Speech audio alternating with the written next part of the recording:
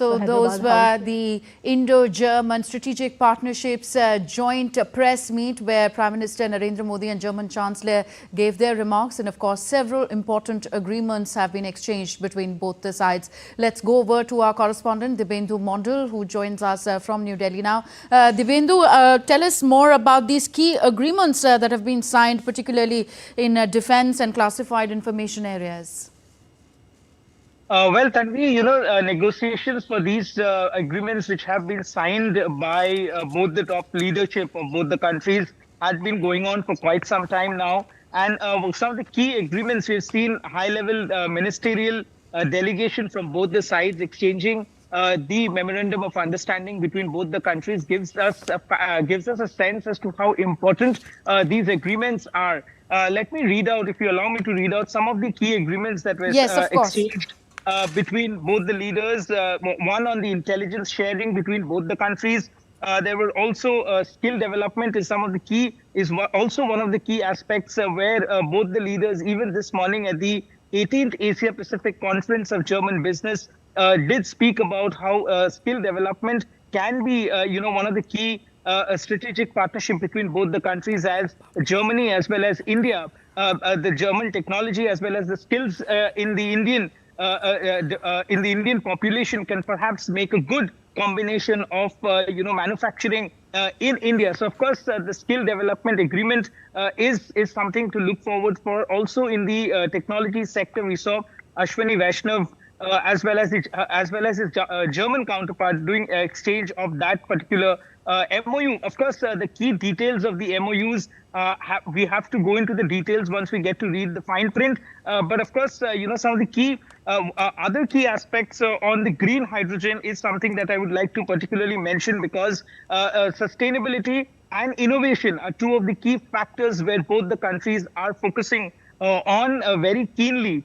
And also the other important message that we got from the Prime Minister Narendra Modi as well as the German Chancellor's press statement is, of course, on the mutual cooperation and further strategic partnership between both the countries. And as German Chancellor Olaf Scholz did mention about having such bilateral meeting every year, in fact, gives us a sense as to how important the strategic partnership between both the countries are.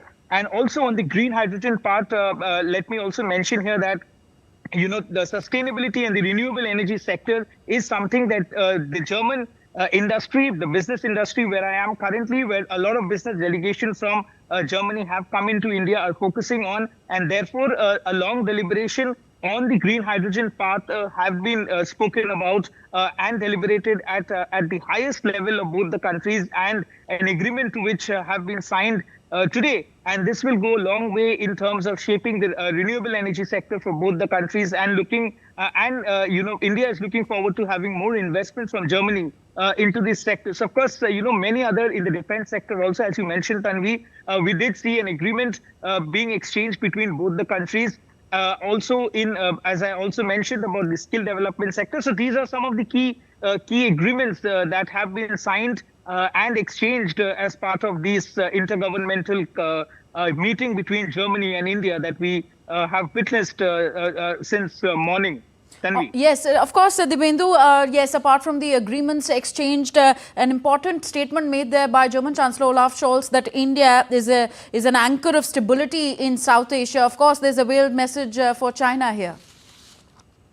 Well, of course, the key takeaway perhaps is that one part of the statement where he says that India could perhaps be one of the key players in bringing stability in this region, and also he did mention about India could play a big role in terms of bringing peace and stability when it comes to the Russia and Ukraine war. So, of course, coupled with these, in fact, this shows that the West believes that India perhaps be the driver of peace and stability in the geopolitical tensions and the conflicts that we're seeing, not just between Russia and Ukraine, but also in the West Asia. So, of course, it's a very important key message that, the German Chancellor did talk about during the joint press statement. And also this morning here at the Asia Pacific Conference, even here he did mention about the conflicts between Ukraine and Russia, and how India could perhaps become one of the key enabler of peace between Russia and Ukraine. And perhaps, as our Prime Minister also did talk about, the peace and stability needs. I mean, there is no solution through war, but also only through dialogue and peace. So, of course, the key message going out from the top leaders of both the countries, Germany as well as India. Thank you, Dibendu. Thank you, Dibendu, for those updates. Still to come on DD India News Hour.